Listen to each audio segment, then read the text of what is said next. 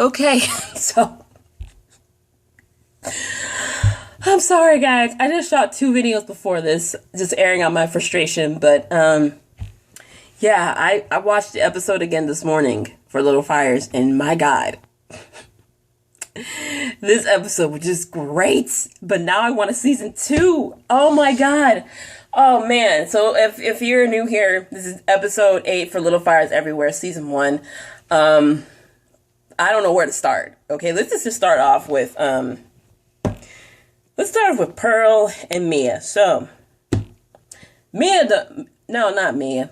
Elena done told Pearl everything, and Pearl's mad at her mom. She basically, Mia's trying to air out what really happened, but Pearl ain't listening to her, and Pearl was just acting disrespectful, in my view. I thought Mia was gonna slap her or pop her in the mouth at least, because it's like, Mia, you gonna let her talk to you like this? Like, what?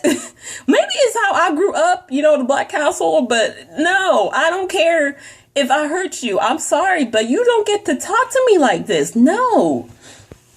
And so we have Pearl basically get confronted by Moody over her and Trip, and she feels bad. Listen, Pearl, I know you feel bad about everything, but you should have told Moody up front you just wanted to be friends. And then when Moody called her a slut, I was like, oh, no, Trip, get him. And sure enough, Trip beat his ass. I was like, yep, saw that one coming.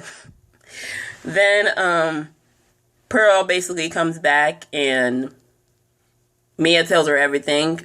Basically say, hey, your name's not really Warren. Warren is your uncle who died before you were born. And, my parents disowned me, and you were all I had left. And, Pearl forgives her mom, thankfully. And basically they decide, hey, we're going to leave. And they pulled up to a house. And I feel like that was Mia's parents' house, because Mia actually called the Ryan's house after Pearl literally berated her over her having obsession with Elena after seeing her studio of the flower town that she made. And basically she called the phone, the wife answered, and you saw the inside of the house. So I feel like they went to Mia's parents' house. And maybe in season 2 we'll probably see the Ryans, considering we didn't see Jesse Williams in this episode. So maybe he died. We don't know. And so, yeah, that's kind of how Mia and Pearl's story kind of ended. Let's get into the trial section. Let's get into the trial section of this episode. So Linda goes up on the stand. Basically, the lawyer is calling her out for all of basically trying to gentrify this baby and erase her heritage. And, Linda, she's going off the whole, she ain't my blood, but I love her. And she could have had a great argument, too, until she said she may look Chinese, but she's American. I'm like, girl, come on now. Even though the lawyer thing was good, it was like, okay, cool. We basically have, this whole case basically land on BB's side. But then, my ass forgot that this is 97. The woke culture hadn't started yet. And the McClellan's won the case. And BB, she's devastated. And when I saw BB in that car, I knew something was going to happen. And then we cut to the baby crying on the monitor. I was like, ooh, she's going to steal the baby. And sure enough, she stole that baby in the middle of the night. And Linda was running down the hall crying, she took the baby! She took the baby! I'm like, yep, she took the baby. Y'all should have known. Y'all should have known. Did y'all not lock your doors and shake her? What? And then we cut to BB in the car with the baby. When I see her wake up, I'm like, oh no, please tell me the baby didn't freeze to death. But the baby's fine. So I don't know where they're going to go with this. I don't know where BB could go, because they probably put out an APB on the baby, and they know what BB looks like. So she probably want to get out of shaker. And yeah, those are the two arcs I want to finish off. Let's get to Elena. Okay, so Elena and Bill, they're having problems. Bill's sleeping on the couch, and Elena basically is trying to act like picture perfect as always. She finds Lexi. Basically, she's crying because Brian broke up with her finally. And basically, she's like, maybe it's for the best. You'll find somebody who's, like, better for you. I'm like, what do you mean a better fit? Like, And I remember she's probably thinking, okay, even though Brian gone to Harvard, it's because he's black. He's not good enough for my daughter. Ooh, it's that unknown racism that Elena does all the time. And so, I'm sorry, y'all, my hair's kind of knot. And so we have her basically trying to help Linda with this trial. And basically she goes to the doctor's office to try to get some dirt on BB, maybe to make it sound like she wanted abortion initially. And the doctor's like, look, that is confidential. You can't be doing that.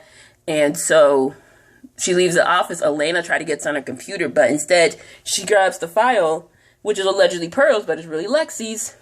So Elena goes to Mia's place to try to basically one up on her. Well, actually, no.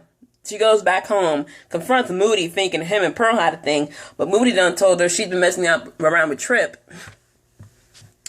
And so she goes to Bill about it, and Bill basically reads her ass for having to go to New York and shows her the check that she paid for dinner. I was like, first off, you spending $2,000 on dinner? I mean, I know y'all got money, and homeboy works for the Times, and if you're paying, I mean, I understand rich people got money for dinner like that, but I spent like a couple of $100. $2,000? Y'all got money like that? Damn. I was mad about that.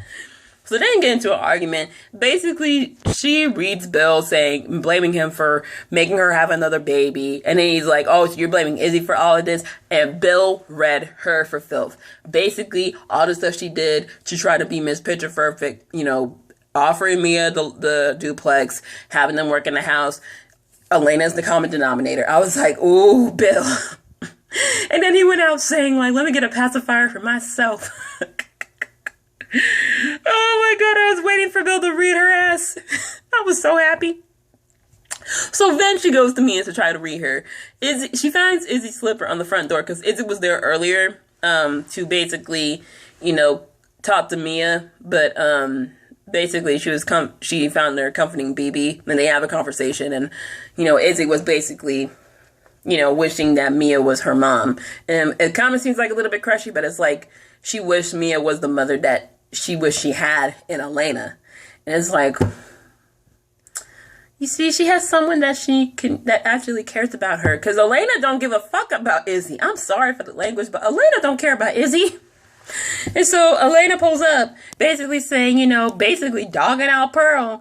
And Mia's just like, look, you think you have a perfect life. You think you lost something, a career, a love. And basically, she's like, I want you out by the morning or the end of the month. Well, first she said end of the month, but then the morning.